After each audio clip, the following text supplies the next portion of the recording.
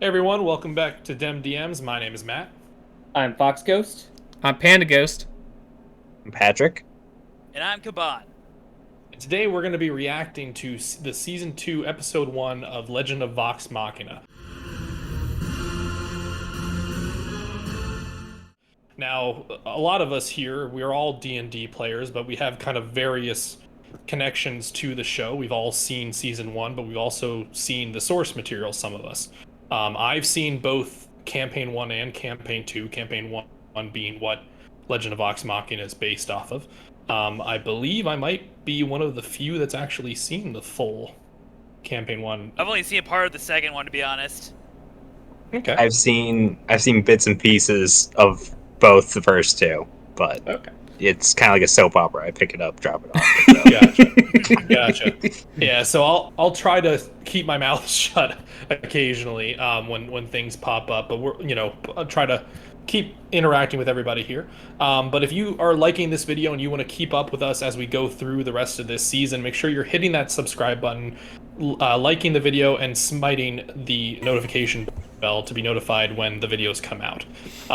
But other than that, let's get right into the video. Ooh, Prime Video.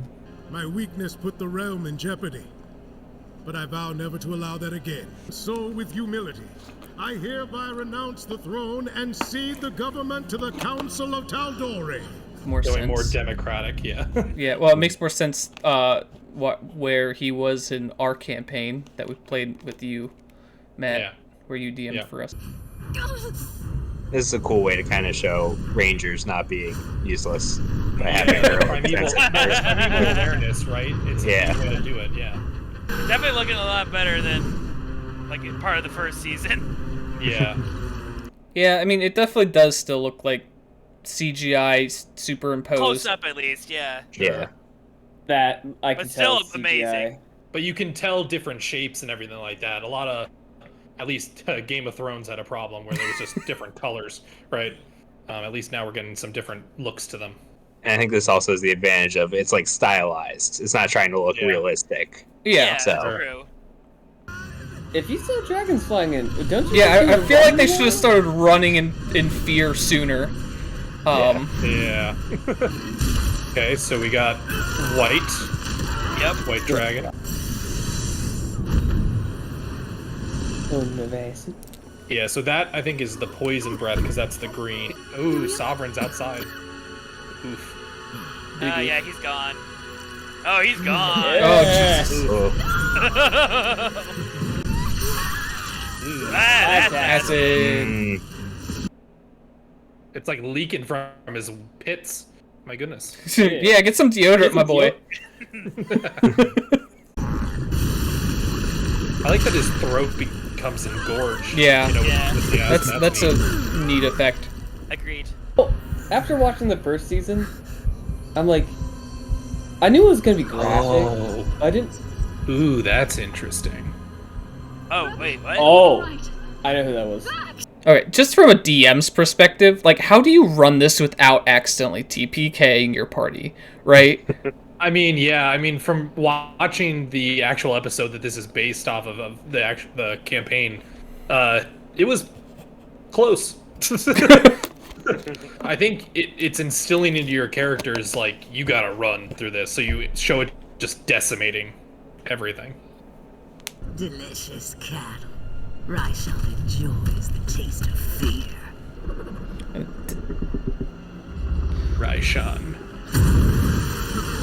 Yes, because of that. Oh, fuck. Ooh. Oh, yep, here we go. Thordak demands capitulation. Submit to the Cinder King. Ooh, that's a nice voice. Ooh, What? Okay. somebody hit the nos. Yeah, right. Yeah, right. Whoa. Bro just went, like... Dragon, Saiyan use or something. hyper beam. Yeah, right? A new age is upon you. The rule of the Chroma Conclave. There it is. Chroma Conclave. Damn it, where is he? Hello? Now, if this was a normal D&D player, they'd be looting the place. Yep. Free magic items. Oh yeah. I'm sorry. The leg will have to wait. I'm tapped out. At least you healed my face. That's the most important part anyway. Well, second most important. Oh god. This is getting horny. The Jesus. tension is like palpable. Gilmore starts horny. Yeah, just who needs gets to horny. loot when he says just fucking go for it? Oh yeah. Yeah, at this point. There we go. Oh, yes. Sword first, Scanman. Hey, finders keepers. Oh man, a broom? Weak. Shit. Gilmore, does this place have a back door? In a matter of speaking. Trinket!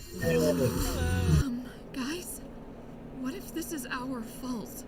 Do you think this is revenge? Nah, it's probably inevitable. Yeah. You Yeah, kill probably, one of us, we probably kill did your less entire city. damage.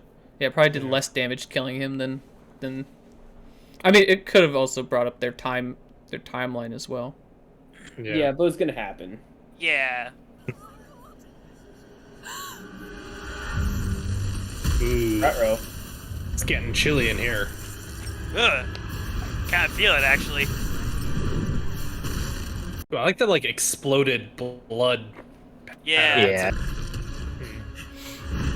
Fuck nuts! Hey, Frosty, down here! Uh-oh. Ooh. Ooh. Sing? Is that the true site, maybe? Is Yep. that what that Looks is? like it. Oh. Yeah. Oh Yeah, yeah. it's Okay, like- that makes sense. It's gotta be. Didn't they just leave Whitestone like a day ago? Yeah, something like that. The first season did a good job of proving to me that the show is not afraid to murder orphans. So Yeah. that last scene was a little tense. Yeah, That's right. True. Yeah. Usually it's like, oh, they aren't going to kill them. But it's like, no, they might. Let someone else deal with the dragons, okay?